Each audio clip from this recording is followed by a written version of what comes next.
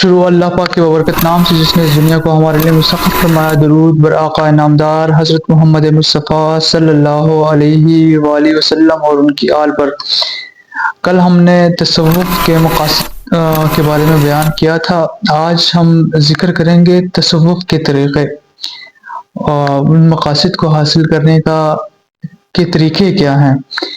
تو خلوت اختیار کرنا تصوف میں ایک اہم عمل ہے جس کا مقصد اللہ پاک کی قربت حاصل کرنا، دل کی صفائی اور دنیاوی مشغولیات سے چھٹکارا حاصل کرنا ہے۔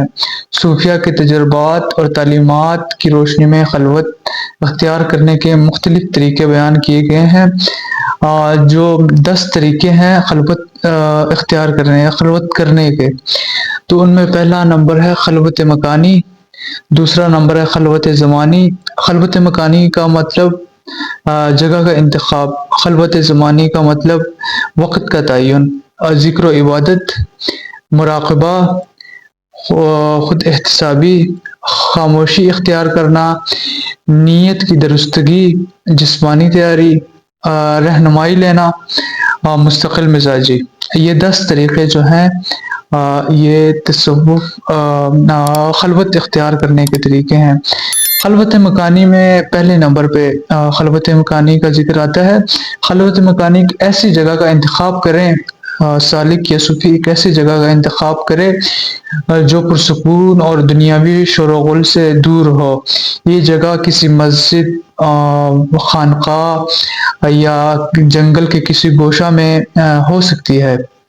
خلوت کے لیے گھر میں کمرہ بھی ایسا کمرہ ہو جہاں پہ کسی کا آنا جانا نہ ہو، شور نہ ہو، یا حجرہ استعمال کر سکتے ہیں خلوت مکانی کے لیے۔ خلوت زمانی دوسرے نمبر پہ ہے۔ خلوت زمانی وقت کا تعین، خلوت کے لیے دن کا ایسا وقت، ایک دن میں ایک ایسا وقت مقرر کریں یا وقت کا ایسا وقت منتخب کریں جب دنیاوی مشغولیات کم ہوں، جیسے رات کا آخری پہر، تہجد کا وقت، وہ سب سے بہترین وقت ہے خلوت زمانی کے لیے۔ وقت تہجد کا تعین کریں، ایسا وقت کا تعین کریں کہ مستقبل میں آپ اس وقت میں اٹھ کر آسانی سے خلوت اختیار کر سکیں۔ ذکر و عبادت تیسرے نمبر پہ ہے۔ خلوت کے دوران ذکر الہی اور تسبیحات قرآن پاک کی تلاوت یا دعا میں مشغول رہیں۔ دل کو اللہ پاک کی یاد میں مشغول رکھنے کے لیے، دل کو خدا پاک کی عبادت میں یاد میں مشغول رکھنے کے لیے مخصوص اذکار کریں، جیسے لا الہ الا اللہ، ذکر جہر مطلب کہ اونچی آواز میں، بلند آواز میں ذکر کرنا، یا ذکر خفی دل میں اللہ پاک کی حمد و ثنا بیان کرنا۔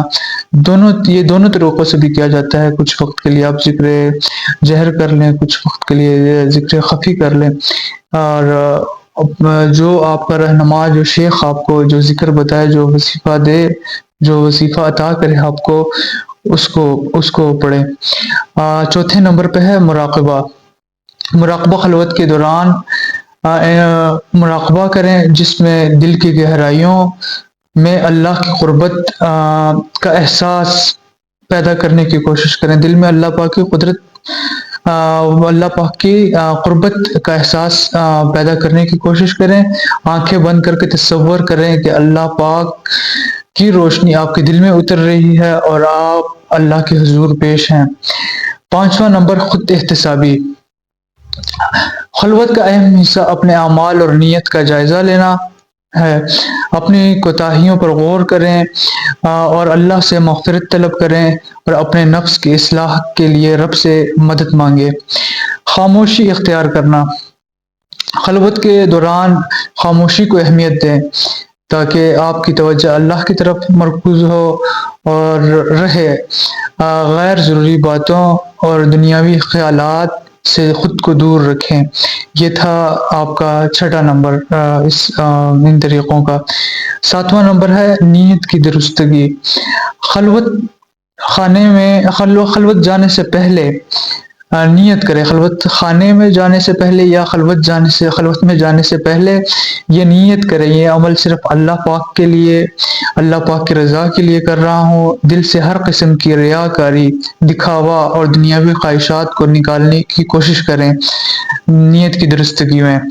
آٹھواں نمبر ہے جسمانی تیاری۔ جسمانی تیاری میں کیا، خلوت جانے سے پہلے جسمانی صفائی کا خیال رکھیں، وضو کریں، صاف کپڑے پہنیں، عطر لگائیں، جگہ کو خوشبودار بنائیں تاکہ ذہنی یکسوئی حاصل ہو۔ اور پھر آتا ہے 9ویں نمبر پہ رہنمائی لینا۔